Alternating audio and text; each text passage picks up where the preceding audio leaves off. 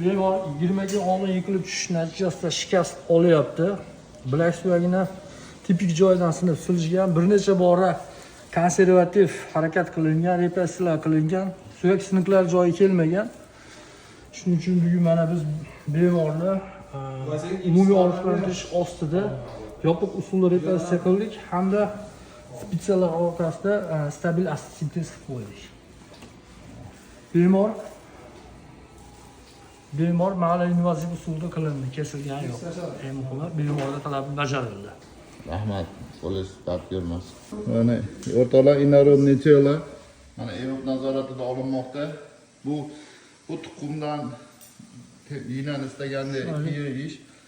Bu yoqqa qochib oxiri mana qo'lga tushdi, akamjon.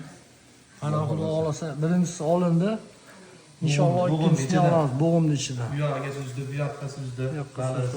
Mana oppoq. Maşallah, Alloh shifo bersin, qo'lingiz yengil bo'lsin. Hurmatli kuzatuvchilar, ikkala inarodniy telo ham olib tashlandi. Hech qanaqa hayotiy harakat tayanch sistemasiga ta'sir qiladigan asosiy nervlar, arteriyalar va boshqa paylarga teginmagan holda mala invaziv usulda chiroyli qilib bajarishdi.